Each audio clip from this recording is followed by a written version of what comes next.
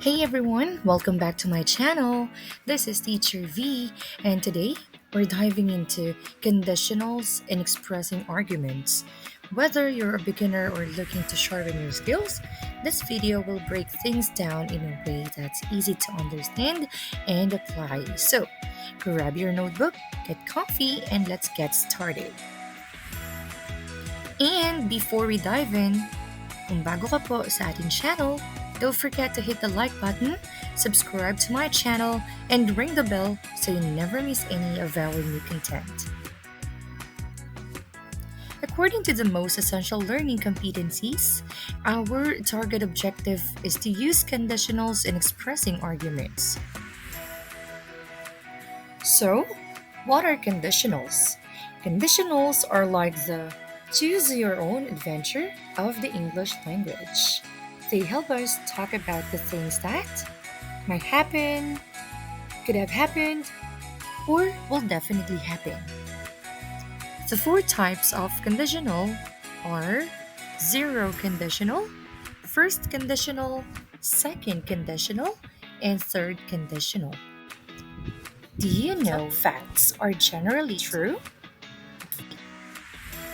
Sa pag-compose ng zero conditional, sabi nga natin, may sinusunod tayong format.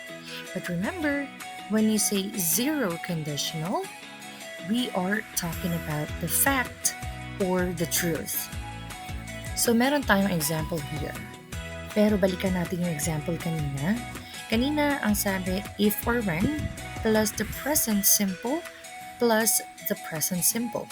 So let's try this one. If you stay in the rain, you get wet. Nasunod ba ang present simple at present simple? Okay, the word stay, yes, that is present simple. Now, yung verb na get ay nasunod din ang format which is present simple tense. Okay, so can you try this one? If you eat a lot, you put on weight. Alright. So kung present simple pa rin ang sagot mo, that is correct. At kung ang sagot mo sa put ay present simple pa rin, that is correct. Tandaan mo, pagdating sa word na put, that is an example of irregular verb. Okay, tandaan natin, ang irregular verb, it means to say na ang present, past, and even the past participle form ay pare-parehas. It will never change. Okay, last one. Last example for zero conditional. If you study English, it gets easier. Siyempre, tama pa rin po sapagkat ang word na study ay present tense. Magiging past simple siya kung ang ginamit natin ay studied. S-T-U-D-I-E-D. And that is also correct. The word gets is a present simple. Kasi po, yung word na it takes a singular form, kaya tayo gumamit ng gets. Pero remember, it is still a present tense. What if your dreams are possible to become true? Ang formula for first conditional or format ay if or when plus simple present plus will plus base form of the verb. Tignan natin kung paano. If I have enough money, I'll go to a safari trip next summer. Tignan natin kung nasunod nga ba yung present simple and yung future simple. Alright, nasunod po natin yung format na if or when plus the present simple plus the future simple. Anyway, I'll go is just a contraction of I will go. Alright, ikaw naman. I will go to the cinema when I finish the class. Kung ang sagot mo ay parehas na tama, it means to say, madali mong naunawaan ang first conditional. Ngayon, susunod na natin ang second conditional. Second conditional. Sometimes, There are situations that are almost impossible to happen. What do you think could be one of those? So dito, ang format ay if plus past simple plus would or wouldn't plus the base form of the verb. Dumako na tayo sa past or nakalipas na action. So let's try this example. If I won the lottery, I would travel the world. Tignan natin kung nasunod yung past simple plus the auxiliary verb or the modal would or could. Kung ang sagot mo ay yes, that is correct. Because the word won is the past tense of the word win. We also have the modal verb or the auxiliary verb would plus the base form of the verb travel. That's why second conditional example is also correct. And for the last example for second conditional, if he didn't have to work late, he could go out with his friends. Tignan natin kung nasunod nga ba yung format. Of course, nasunod pa rin ang format because the word didn't is the past tense of the word don't. And of course, the auxiliary verb or the modal verb could plus the base form of the verb is still there. The last one is the third conditional. There are times where we, the last, regret something that we did in the past. What would you have done differently? And the format is if plus past perfect plus would have plus past participle.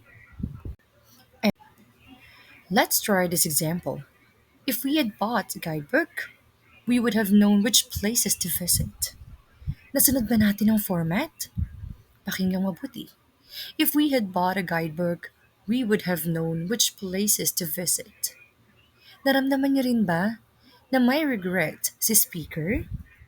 Yes, that is correct. Kung ang sagot nyo ay yes, nasunod po natin si past perfect.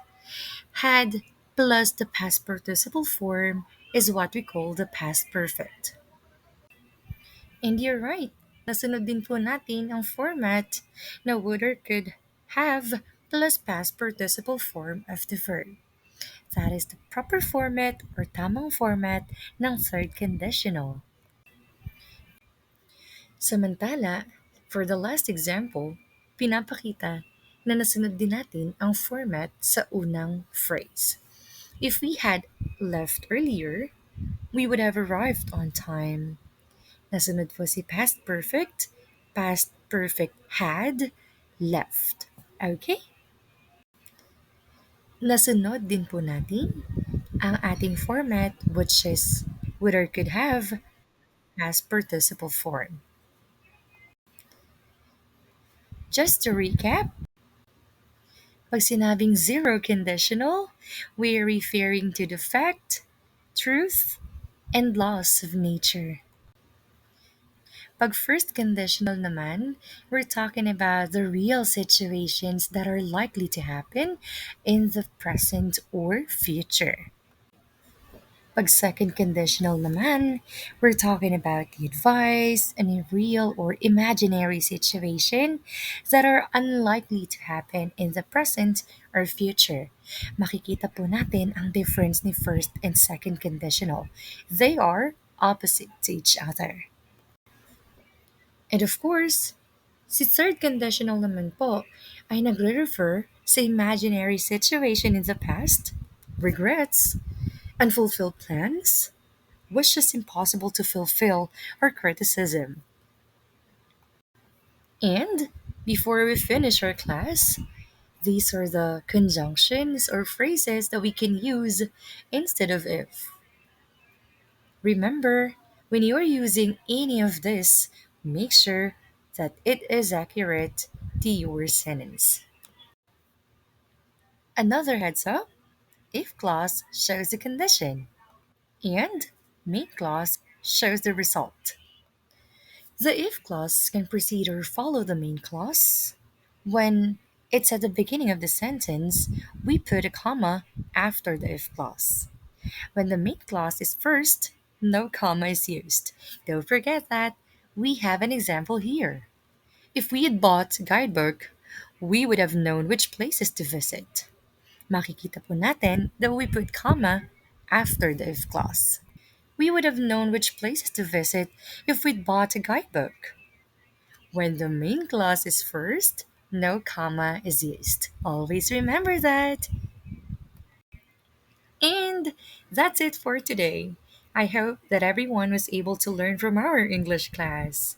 For more videos and lessons, please don't forget to follow our channel. And again, please like, subscribe, and hit the bell button para lagi kang updated. Thank you so much. Class dismissed.